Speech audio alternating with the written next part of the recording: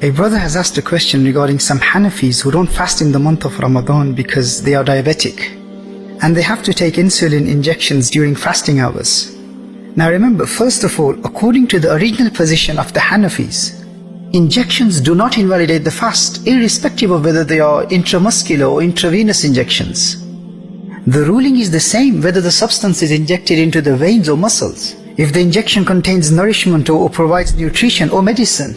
In the Hanafi school, the fast will not be invalidated as long as the insulin is not directly injected into the stomach. So for example, if insulin is injected into the arms of a diabetic person, then that would not invalidate the fast of a Hanafi. So my advice to such Hanafis would be to follow the general majority position of the Hanafi school. Observe your fasts and do not be deprived of the fasting during the blessed month of Ramadan only because you have to have an injection. Remember, according to the hadith of Rasulullah sallallahu alaihi wasallam in Sunan Abi Dawood, Tirmizi and Sunan An-Nasa'i, whoever breaks his one fast during the month of Ramadan without a valid excuse, لم يقضيه صوم الدهر كله وإن صامه, he will never be able to attain the reward of that one fast, even if that person was to fast throughout his lifetime. And according to Sayyiduna Ali karramallahu wajhul kareem, this is not only for the one who breaks the fast. Even if you miss one fast in the month of Ramadan, you can never make up for the blessings of that one fast, even if you were to fast throughout your lifetime. Obviously, you will have to make qada for the fast.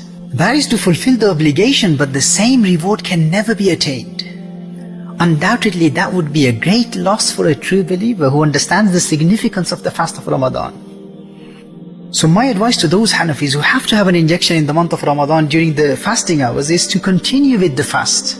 Injections do not invalidate the fast in the Hanafi school. Now regarding the narration of Ibn Abbas radiallahu ta'ala anhuma in Sahih al-Bukhari, al-fitru mimma dakhala wa laysa mimma kharaja. And the other hadith narrated by Sayyidatuna Aisha radiallahu ta'ala anha, that Rasulullah sallallahu alayhi wa alihi wa sallam said, innama al-iftaru mimma dakhala wa laysa mimma kharaja. The fast is invalidated by whatever enters, not what exits. Now what is meant by whatever enters into the body? There is a different understanding of the scholars of the mazahib regarding these ahadith. The Shafi'i ulama say that whatever enters from the manafiz asaliya, the natural apertures or the normal routes of entry into the digestive tract, such as the mouth or the nose, if the food or drink or the invalidating substance enters from any of the natural openings into the body, the fast will be invalidated. But if anything enters from the pores in the skin or the muscles, that will not invalidate the fast. And if the substance, the food or the medication is delivered directly into the bloodstream by being injected into the veins, regarding such intravenous injections, there are two valid positions of the Shafi'i ulama. And on both sides, they are major scholars of the Shafi'i school.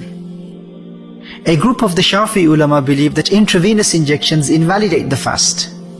And the other group of the Shafi'i ulama, they are of the opinion that injections into the veins, they do not invalidate the fast. And as I said, that on both sides you have major scholars of the Shafi'i school. Now some scholars say that if the injected substance does not provide nutrition, and it is only given as medicine, that does not invalidate the fast. That's another position. As far as the Hanafi school is concerned, in the Hanafi school, the condition for the invalidation of the fast is that the invalidating substance must enter from one of the natural openings, the natural orifices or the original pathways into the body, such as the mouth or the nose or the eyes. And I will explain later why eyes are included in this, even though we believe that antimony, kuhul, does not break the fast. I will explain that in detail later, inshallah.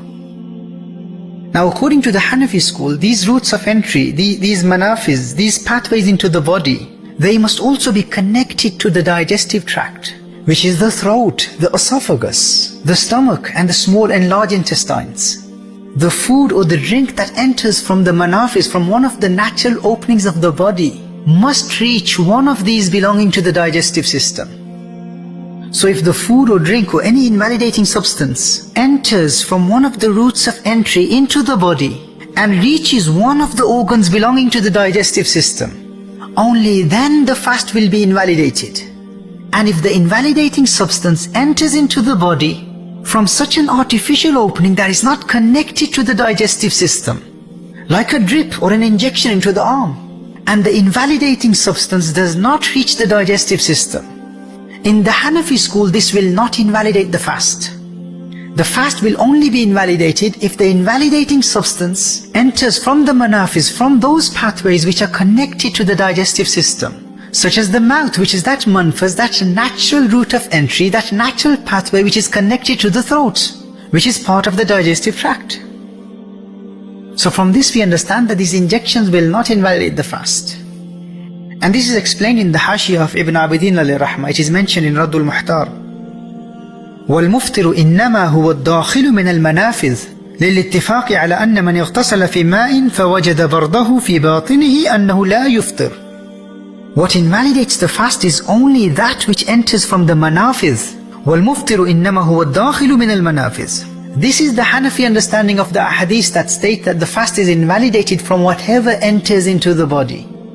According to the Hanafis, the hadith doesn't mean that anything that enters from any part of the body that will invalidate the fast.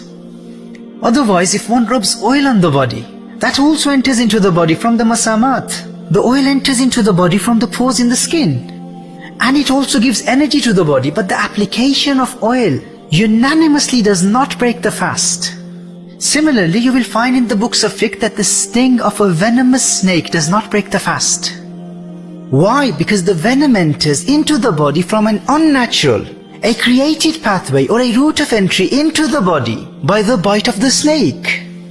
Whereas the fast is only invalidated when the invalidating substance enters from one of the manafiz and reaches the organs belonging to the digestive system. So this is why, according to the principles of the Hanafi school, such injections in the arm or in the legs or the thighs or muscles or even in the veins, they do not invalidate the fast. So that's the mu'tamad, the valid, the reliable position in the Hanafi school for those of you who have to take injections on a regular basis, or a one-off injection, or those who complain that my vaccination date is booked in the month of Ramadan and I will not fast on that day. Walayyazu billah. Remember this principle, in the Hanafi school, the fast is only invalidated when the food or the drink or medication enters from the manafiz and reaches the digestive system. Now remember, if you have a choice between having an injection during the fasting hours of Ramadan and after sunset, or even to have the injection after the month of Ramadan, then in that case it would be afdal, it would be more rewarding for the Hanafi to have the injection after sunset or after the month of Ramadan. Now why is that? Because remember, for validly disputed matters, the principle is that it is mustahab, it is praiseworthy, there is a greater reward in following that position, the implementation of which fulfills the obligation according to all the ulama. So in this case, if you have the option of having the injection after sunset or after the month of Ramadan, and you delay it till after Ramadan to avoid the ikhtilaf of the ulama, your fast in this case will be accepted according to all the ulama. And there is greater taqwa in this, but that's if you have a choice. If you don't have the option, and if you are a Hanafi, then you must fast and have an injection rather than not fasting at all. Now there's another recent position of some Hanafi scholars, which has become quite famous among some Hanafis who don't fast because they have to take an injection in the month of Ramadan. They follow the position that the fast is invalidated by having an injection.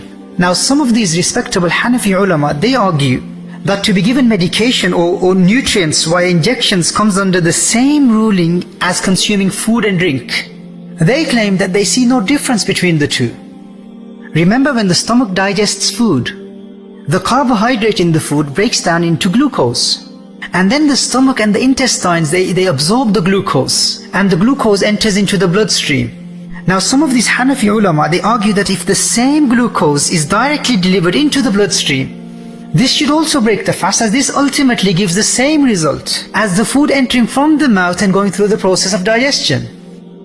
Now that's their opinion, and as I said, that this is a recent position held by some of our Sunni Hanafi scholars. And it is not the position of the majority of the traditional Hanafi scholars. Now some people misuse this position and they end up not fasting on that day of Ramadan when they have to have an injection. And they say that since the injection will invalidate our fast, therefore we will not fast now. And we will do qada, we will make up for this fast sometime after Ramadan. Now this would be a great loss for a true believer who understands the significance of the fast of the month of Ramadan. Remember, I want to make one point very clear. Obviously, we will never permit people to take an injection or a drip for nourishment or just to gain some energy. That defeats the purpose of Sawm. But if someone has a medical reason or any other valid excuse to have an injection, then that need should not deprive that person from the blessings of the fasts of the month of Ramadan. Even if that Hanafi followed the opinion that injections invalidate the fast. In these circumstances, such a person should follow the original mu'tamad position of the Hanafi school. This person should observe Sawm, this person should fast, and in this case the injection will not invalidate the fast. And out of respect for the other position, this person should do one qaza, one fast of qaza for the day he was given an injection in the month of Ramadan. And there is no expiation, there is no kafara required for this. This would be closer to taqwa for such people, rather than not fasting at all on that day of Ramadan when it is necessary for them to have an injection. And I recommend this only for those Hanafis who have adopted and accepted this as a reliable position in the Hanafi school, that their fast will be invalidated by having an injection. However, those who follow the original position of the Hanafi school, that the fast is not invalidated by drips and injections, they don't have to make qaza or kafara, because their fast is valid according to the actual majority position of the Hanafi school.